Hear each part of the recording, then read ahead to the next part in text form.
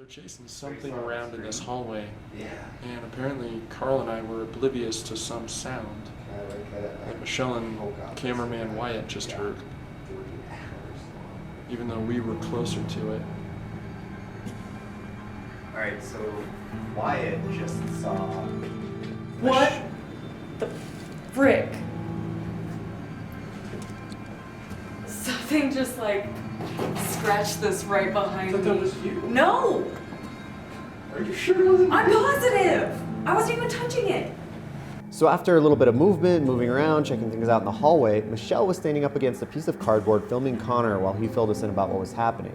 And she moved and we heard a weird cardboard sound right behind her. She freaks out about that, jumps away from the cardboard and tries to figure out what happened.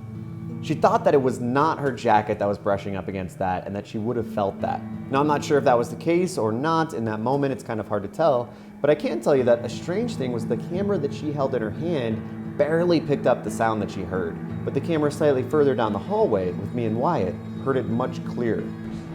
Even though we were closer to it. Alright, so Wyatt just saw... Alright, so Wyatt just saw... What the frick? I don't know if that suggests it might be paranormal or if that might be just a microphone element, but it's something to consider. There it is. You know what? Oh, it is hot in here. Goodness. No kidding. There's your warm, fuzzy feeling. Here we are in Lucy's room. We're telling the spirits goodbye, good night, thanks for working with us. We're having a little bit of conversation with them. Come say hello some other way. Turn on one of the other motion detectors or knock over something on the table. I know you like music. You can just wave your hand around here. It's music. Not very pretty music. You can hum out loud.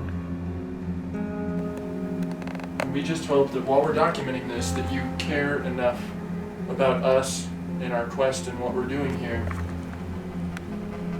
that you might let us show the world what it's like at this hotel.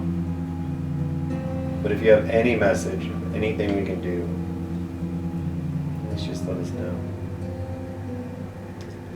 Until then, could you give us a send-off, maybe a goodbye? Thank you to any spirits who were here tonight. We will be back tomorrow to try again.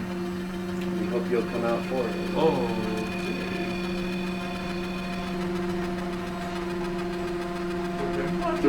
REM pod? What? You didn't see that? I start to get up and go collect some stuff from the bathroom. I turn around and I'm turning off the infrared sensor that we had in the bathroom and the REM pod lights up.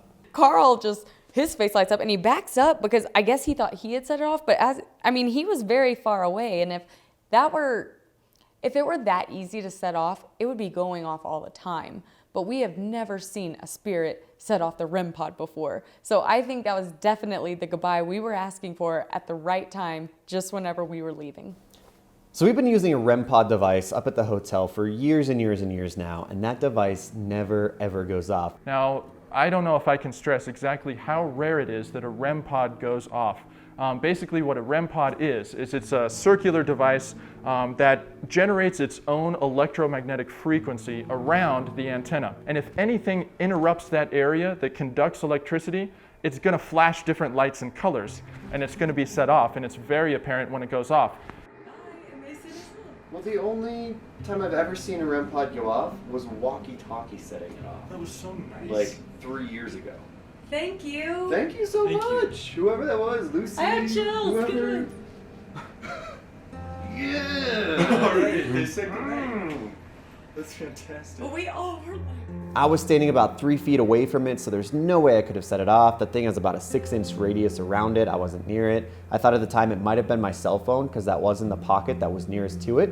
However, after a lot of debunking here at my apartment during that night, we couldn't figure it out. Cell phones have never, ever set this thing off before. The closest we could come is actually walkie-talkie setting it off, and we don't use any walkie-talkies. So we could not explain that, but it was kind of nice because we're always worried about those spirits at the hotel, that we're annoying them, that we're bothering them. So it does suggest that, while Lucy might not be super comfortable with the public anymore, and she might have gotten a little reclusive, that she does feel pretty comfortable with us and gave us a little send-off there that night.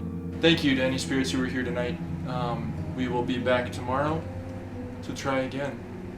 We hope you'll come out for it. Oh.